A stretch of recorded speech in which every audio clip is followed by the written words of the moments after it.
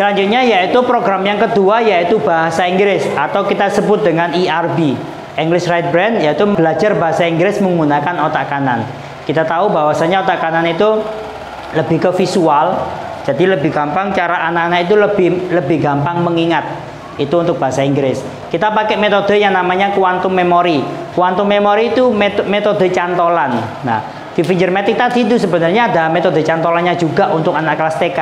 Biasanya kita cantolkan 1, sate, 2, gunting, 3, garpu, 4, si kecil, dan lain sebagainya. Itu bertujuan untuk anak-anak gampang mengingat. Biasanya kan anak-anak TK kan satu itu yang mana kak, 2 itu yang mana kak, biasanya lupa. Makanya kita pakai metode cantolan. Nah, di bahasa Inggris juga sama, kita pakai metode cantolan itu. Nah, metode cantolan itu biasanya kita pakai visual. Jadi biasanya kan kalau kita menjelaskan kosakata itu hanya kita jelaskan saja dan anak-anak suruh untuk mengingat. Biasanya seperti itu, nggih. Tapi kalau kita enggak, kita menjelaskan kosakatanya sembari menunjuk visualnya. Jadi anak-anak nggak akan ngawang, nggak akan mikir, gajah itu apa gitu. Jadi di memori mereka itu nggak akan mikir gajah itu seperti apa. Kita tunjuk bendanya, kita pakai flashcard biasanya. Kita pakai alat bantu biasanya. Jadi contoh, kita gunakan benda sekitar dan juga pakai alat bantu gitu. Contoh, kita menjelaskan warna, kuning, yellow, biru, blue, hijau, green, dan lain sebagainya.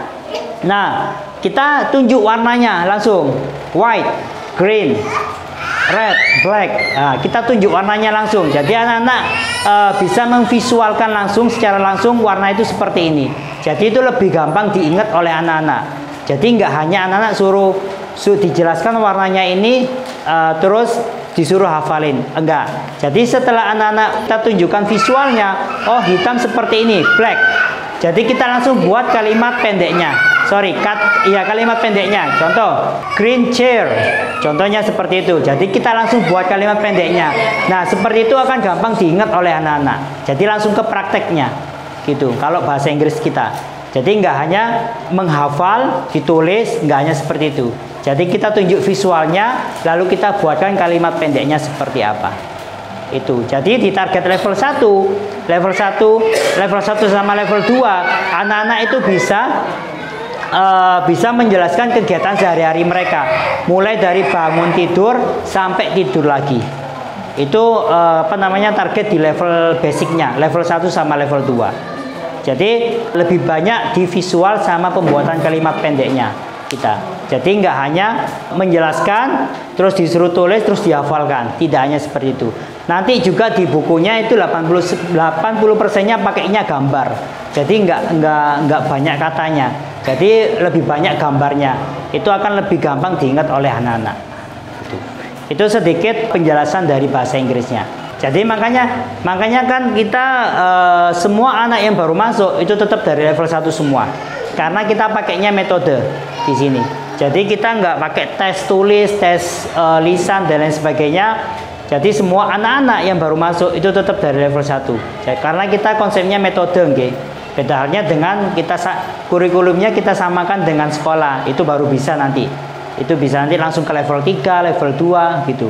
Tapi kalau kita pakainya metode, jadi semua yang baru daftar, yang datang itu tetap dari level 1 gitu. Nah, nilai unggulnya untuk bahasa Inggris yaitu diajarkan sesuai urutan yang benar. Jadi, untuk level 1 kita fokuskan untuk memperbanyak kosakata sama pembuatan kalimat saja.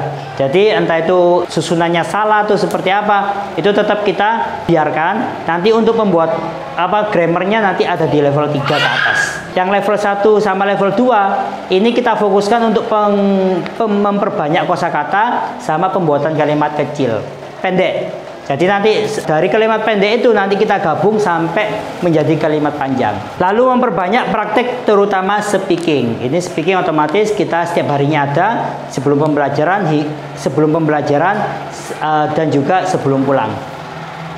Terus anak-anak bisa mempresentasikan daily activity. Nah, ini tadi yang saya jelaskan.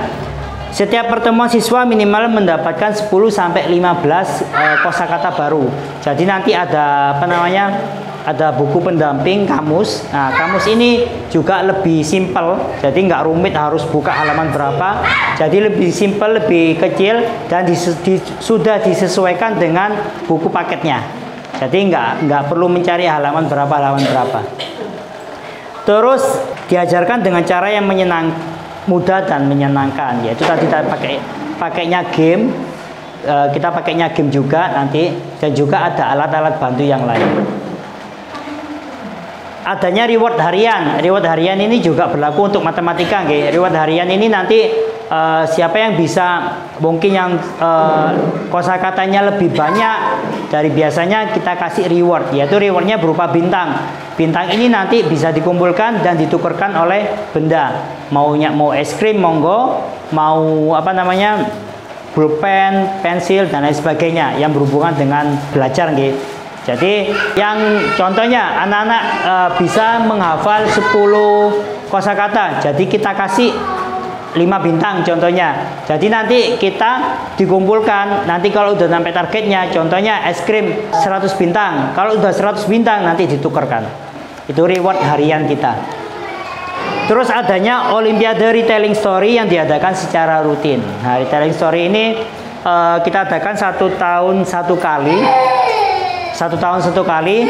Itu biasanya kita tampilkan di Royal Plaza di acara Olimpiadenya. Gitu. Oke, kalau nggak ada saya jelaskan sedikit yang terkait dengan ACI, okay, di luar materi nih, okay. Oke, mengapa harus belajar di ACI? Yang pertama, visi kuat memberikan manfaat kepada konsumen, karena kita di bidang jasa, okay. Jadi kita memberikan manfaat agar anak-anak itu lebih senang sama pelajaran matematika atau bahasa Inggris. Yaitu mutu pembelajaran dan kurikulum yang sudah teruji dan terbukti. Terbuktinya ini kita ada Olimpiade, kita ada wadah untuk anak-anak yang cepat berhitung sama yang jago di bahasa Inggris. Ini biasanya kita olimpiadekan 1 tahun sekali di Royal Plaza. Nah, di sini anak-anak mengerjakan 100 soal hanya 5 menit saja. Ini wadah untuk kami. Jadi teruji terbuktinya di sini. Jadi anak-anak rekor terbaik kita yaitu ada di skor 3 menit sekian. 3 menit 14 detik kurang lebih 100 soal. Jadi rekor kita di situ dan teruji dan terbuktinya. Selain itu juga banyak siswa-siswa kita juga yang juara di luar ACI juga. Jadi di sekolahnya tingkat provinsi gitu. Terus jaringan outlet yang tersebar di mana-mana. Kita punya kurang lebih 35 cabang, ada di Surabaya, Sidoarjo, Gresik sama Mojokerto, di 4 kota besar ini. Jadi enaknya apa kalau kita punya cabang di mana-mana? Enaknya itu ketika Bapak Ibu mau pindah. Jadi pindah, contoh dari Surabaya pindah ke Sidoarjo, tinggal cari alamat terdekat, nanti bisa melanjutkan levelnya. Jadi kalau belajar di sini level 3, nanti di cabang barunya juga level 3. Enaknya itu kalau cabangnya di mana-mana. Terus kelas dibatasi maksimal 8 anak. Jadi satu kelas 8 anak maksimal biar sama-sama bisa fokus. Terus jumlah pertemuan cukup intens yaitu 2 kali. 1 minggu 2 kali per program, G. Jadi matematika sendiri, bahasa Inggris sendiri. Kalau matematika 2 TM atau bahasa Inggris 2 TM. Gitu. Jadi 1 minggu 2 kali. Dan 2 kali ini jadi 1 bulan kurang lebih 8 sampai 9, G. Jadi ini nggak akan hangus. 8 kali TM 1 bulan ini nggak akan hangus. Nanti kalau semua izin nggak bisa halangan, nanti bisa diganti di hari lain.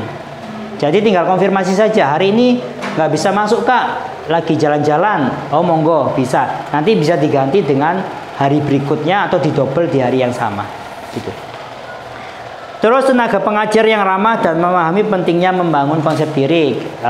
Tentor kita juga nggak hanya langsung kita terjunkan ke kelas, kita juga ada pelatihan, akreditasi. Kalau akreditasi nggak lulus, itu nggak akan kita terjun ke kelas. Adanya motivasi berupa reward harian, itu tadi nggih, yang berupa bintang. Biaya per level yang terjangkau dan bisa dicicil. Ini juga saya jelaskan habis ini nggih. Yang terakhir ditunjang dengan kegiatan outbound dan olimpiade.